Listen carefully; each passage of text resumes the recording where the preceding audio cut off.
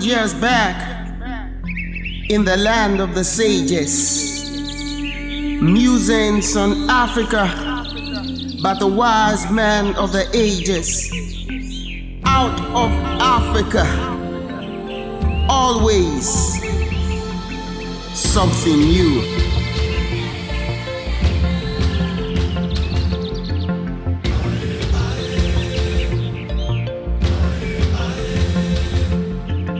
One would think that Aristotle and Pliny really had a clue, but they thought that Africa was a homeland of savages.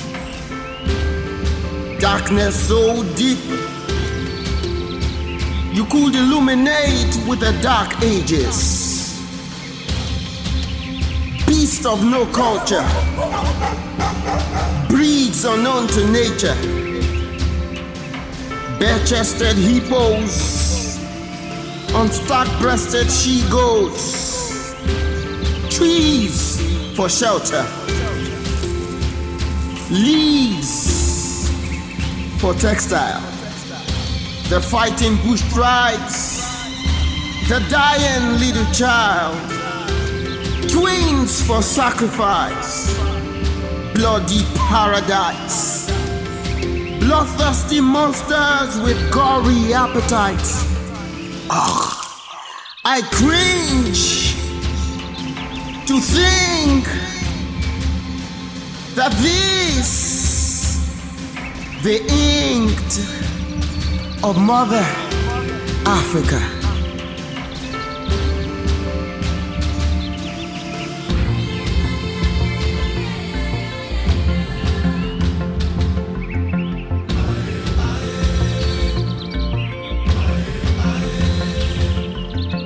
24,000 full moons. The storyboard is still gloom. 24-inch TV screens. Images of killing sprees. Bloodbath in Benghazi. Gun battles in Bakassi. Hostages in Nairobi. Refugees from Burundi. Death from HIV/AIDS. Death and foreign aid. Liberia down with Ebola. Terror drowning Yola. Dictators intimidate us. Rulers are looters. Poverty in Soweto. Anarchy in Mogadishu. Slums in Lagos. Crumbs from child labor. Sex for hire. From Nigeria to Italia. Someone please tell me this is no reality. A generation out there is crying for identity. I'm tired of this avatar. Show me the real Africa.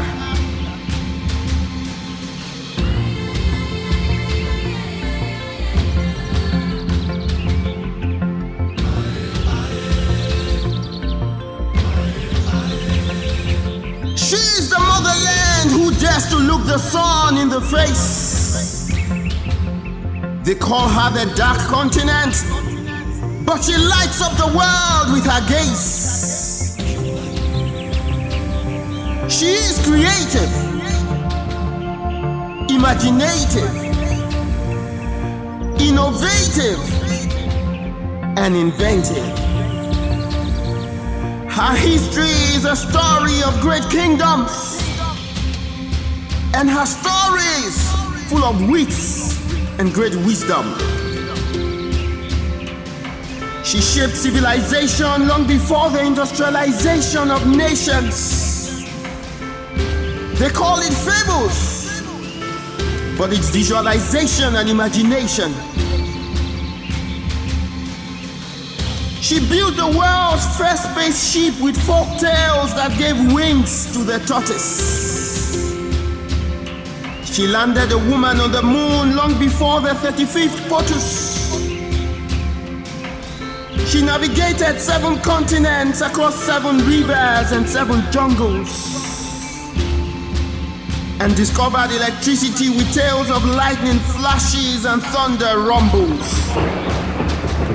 Her greatness is not in the obelisk of Axum, or the pyramids of Egypt, or the bronze heads of Ife, or the heights of Kilimanjaro, or the centers of Lenin from Fez to Timbuktu. Her greatness is in her people, soaring high like eagles, blazing through history like stars in the heavens. Sons and daughters at home and abroad, heroes of Africa, her gift to the world.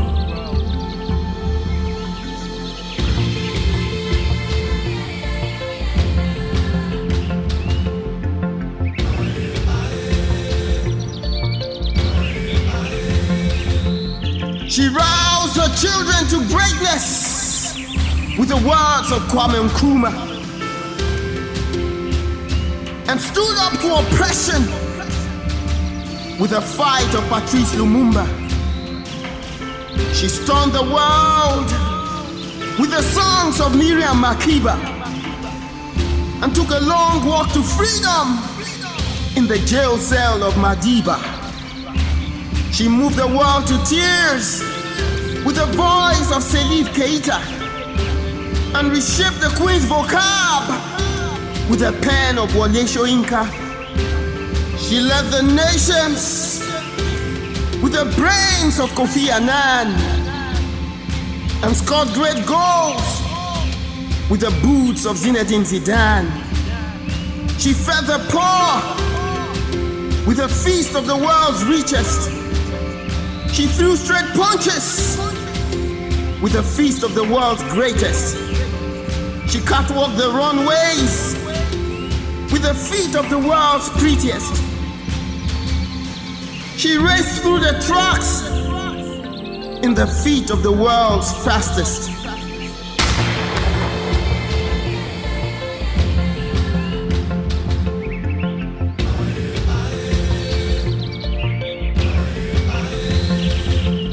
Oh no, she's not done yet.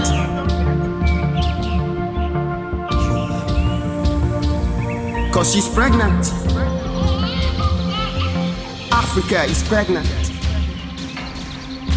She's pregnant with ideas and amazing startups, styles and designs, fascinating fashion, beats and rhymes, topping Billboard charts, scenes and lines, Oscars a la carte, groundbreaking inventions of high-tech geeks, breathtaking adventures of her whiz-kids.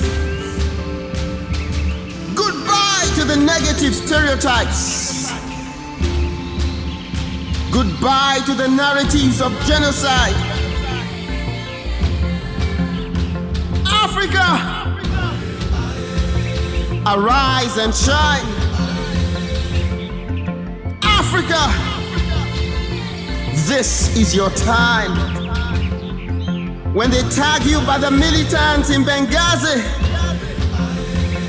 remind them of the gifted hands of Ben Carson.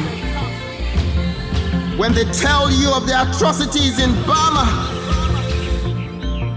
Tell them of the audacity of Barack Obama. When they label you by the slowness of your growth. Tell them of the swiftness of Usain Bolt. The people who sat in darkness have seen a great light. On those who lived in the shadow of death, light has dawned. Can anything good come out of Africa?